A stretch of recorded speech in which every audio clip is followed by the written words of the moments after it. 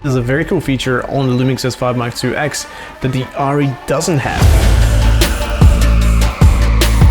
So today we're going to compare the Arri Alexa Mini with the latest LUMIX S5IIX. Now the interesting thing about LUMIX cameras is they actually support anamorphic lenses and something that is called open gate anamorphic mode that allows you to use a taller aspect ratio when filming with anamorphic lenses. And that's because anamorphic lenses stretch out the image, so when you de-squeeze it in post, you have a very narrow image. A taller aspect ratio will basically give you more room on top and bottom of the frame. Open gate 4x3 mode is usually found on big cinema cameras like Arris and Reds. So it's great to see that LUMIX actually implements a few cool anamorphic features that allows you to shoot anamorphic on such a small mirrorless body and makes it really accessible for many content creators. Actually, there's a very cool feature on the LUMIX S5IIX that the Arri doesn't have, and that's in-body image stabilization, specifically designed to work with anamorphic lenses. So because anamorphic lenses stretch out the image stabilization of the sensor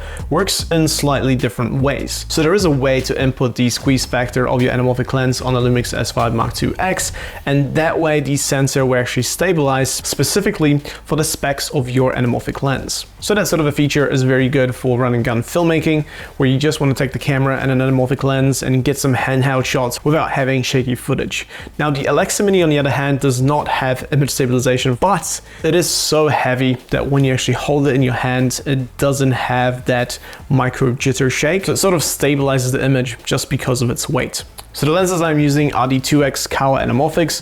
They're rehoused vintage lenses. They give you a very interesting and organic look, some lens flares, as well as a nice bokeh. So overall, these lenses are very special and give you a very unique look. Because these lenses are Super 35, they match perfectly with the Arri Alexa Mini, but the LUMIX S5IIX is actually a full frame camera. So what I've done is I've cropped into an APS-C mode on a LUMIX camera, so that way we have kind of a similar look on both cameras. I only have one of each lens, so I have put the 50mm on the Arri Alexa Mini because it does have slightly wider field of view with its 35mm sensor, while the APS-C crop is a little bit tighter, so I've put a wider 40mm lens on the S5IIX, so the field of view you get from both cameras is fairly similar. So in terms of the features, the Arri Alexa Mini can do Arri RAW, which is a very uncompressed file format, and you can basically, change a lot more settings like ISO and white balance after the fact in your editing program. We have ProRes 422, the HQ variant of that, and also ProRes 4444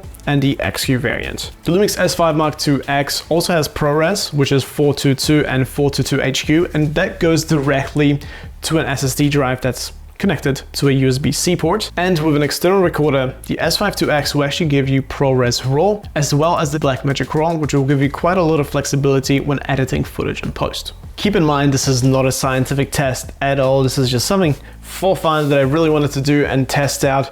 Basically, the difference between these two cameras is they have such a huge price gap. So let's have a look at the footage we're able to capture with these two cameras. The Arri Alexa Mini open gate anamorphic resolution tops out at 2.8K with 4:3 aspect ratio.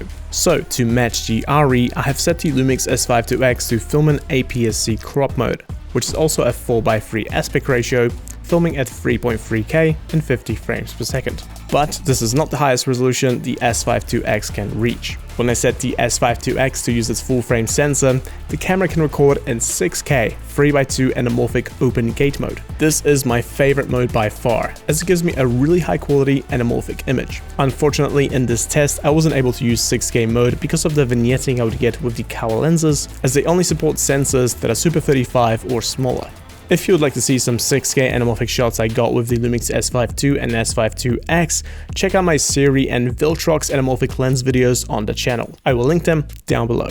I actually showed a frame comparison to a few filmmaker friends, and it took them a while to decide and figure out which camera is which. The results were mixed, but after a while of trying to figure it out, around 30 to 40% of people did think that the Arri shots were LUMIX shots. And that by itself tells you a lot. At a first glance, these two images look really close. Sure, they are a little bit different, but with the right color grade, I was able to match these pretty closely.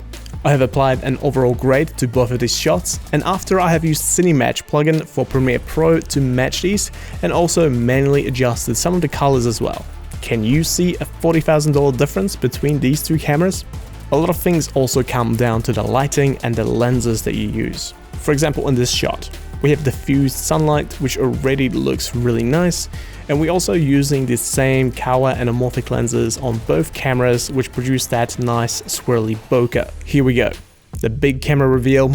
Camera A is the LUMIX S5IIX and camera B is the Arri Alexa Mini. I'm really curious to hear your thoughts down in the comments below. Thanks for watching this crazy camera comparison. Subscribe down below to Master of Camera, and I'll see you guys next time.